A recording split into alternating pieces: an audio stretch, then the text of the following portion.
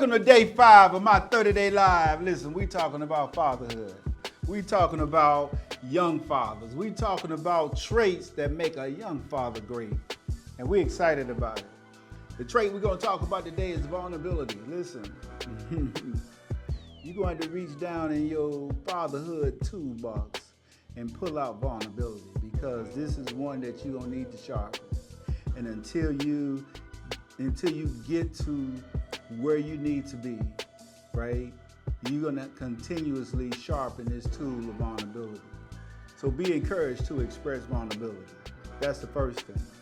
But we're going to talk about why fathers are afraid. And I'm not going to say this is all fathers, right?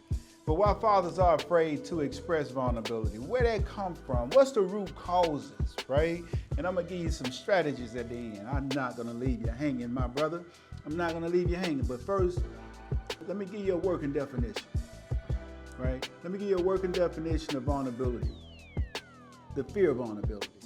It's an apprehension or anxiety about exposing your true emotions, your true weaknesses, your personal struggles, exposing it to others. It stems from the belief that being open and honest about your feelings or imperfections might lead to judgment, rejection, ridicule, or even betrayal. For many fathers, vulnerability can feel like a risk to your emotional or social safety, right? As it requires letting your guard down and revealing parts of yourself that you may want to keep hidden. That's vulnerability. But why is there a fear of vulnerability in fathers? Well, many fathers struggle to express vulnerability due to societal expectations, personal upbringings, and fear of judgment. Those three there, I'm gonna make a pivot, and we're gonna talk about that a little more in detail in 1 minute. I'm gonna give you some statistics though, but those three, we're gonna talk about that in detail. Not only that, I mean, the traditional ideas of masculinity often portray men as strong, and they should, right? Stoic and unemotional, making it difficult though for fathers to admit to challenges. So you got to have a balance in there. You can't be so stoic, so strong on one end that you're not able to express your emotions on the other end. You got to have a balance. In everything, there's a balance. So you got to be able to express yourself, right? You got to be able to express your innermost thoughts. You got to be able to put language to it. So let me give you some statistics here. I mean, studies show that 75% of men feel pressure to embody the traditional male role, which discourages emotional expression. And that's not good. That traditional male role really just, and I'm not saying all fathers, but if you came up from where I came up, that expression wasn't embraced. It wasn't really embraced to really express how you feel. I'm just saying. And listen, there's a project in every state, in every city, in every community. So I know how you feel. I done felt the same way. Emotional bottling was part of me as well. Let me give you another statistic though. A survey revealed that nearly 60% of men avoid talking about their emotions because it makes them feel weak. I mean, listen, you're not going through this by yourself. It happens. But I'm here to tell you, vulnerability is a strength. For you to be able to put in words how you feel, express yourself, you become a better man. Not only a better man, you become a better father. So let's talk about these root causes, right? The root causes of fear of vulnerability. I'm gonna give you 3, and we talked about it earlier. Childhood conditioning. I mean, many fathers grew up in homes where vulnerability was discouraged. But what I'm trying to tell you now, as the trait that's gonna make you a great young father, you're going to have to model vulnerability. If you're not already, you're going to have to model vulnerability because your children are going to see that. And you're going to want them to be vulnerable. If something wrong with them, you're going to want to know what's going on with them so they can help you. Can't nobody help you if you're not expressing what's going on with your emotions. You got to be able to have that emotional intelligence. And this is it's a work in progress, my brother. It's a work in progress.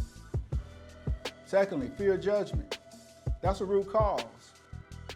I mean, fathers often fear being seen incapable by their family, by their children, by their peers. They want to always have it together.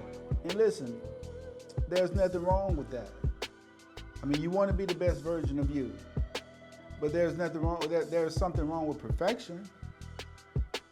I mean, there's something wrong to believe that you can't make mistakes. Only one person don't make mistakes, and that's God. You trying to say you God? No, you're gonna make mistakes. You're gonna be imperfect. Number 3, lack of support systems.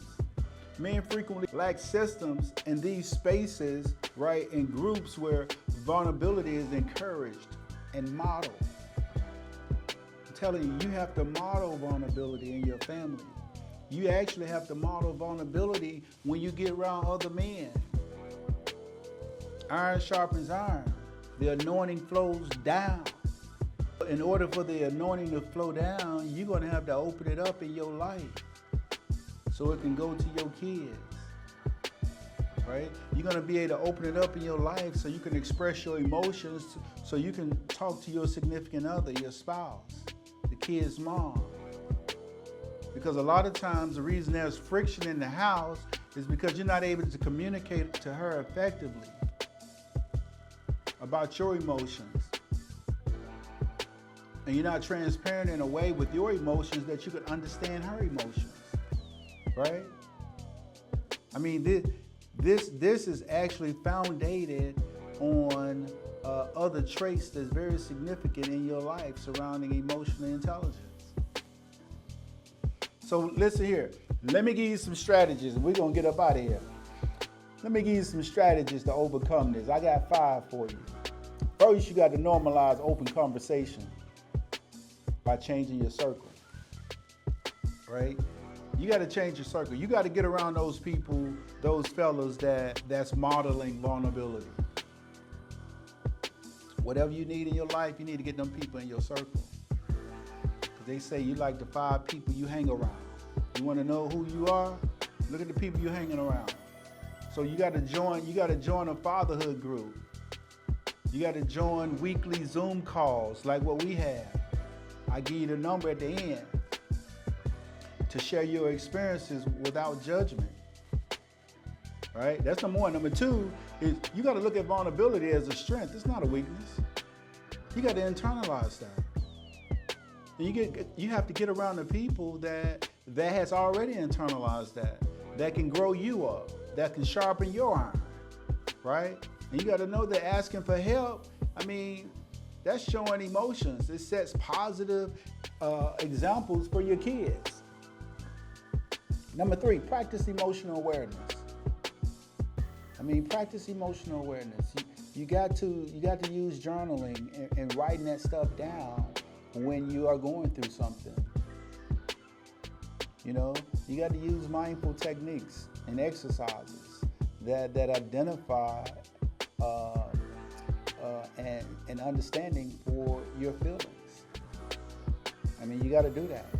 Number 4, I say this all the time, you got to seek professional help. Listen, if it's your upbringing, if it's the way that you came up, if it's the community in which if it's your childhood conditioning, right, then you're going to need a therapist for your past and a coach for your future. I'm telling you, it works. So get that help. And last but not least, you got to lean on faith. You got to lean on faith and community. Really, listen, let me tell you something. You can either have fear or you can have faith, but you can't have them both. Pick one. Fear or faith. Find strength and a shared spiritual community, spiritual practices, right? Community support, remembering that vulnerability can lead to deeper connections in God, deeper connections in family, deeper connections in yourself as you learn you, right? As you learn that emotional bottling that you had going on, how you bottled your emotions, as you learn what triggered that, as you learn what it is, as you identify it, you become a better man. You become a better father.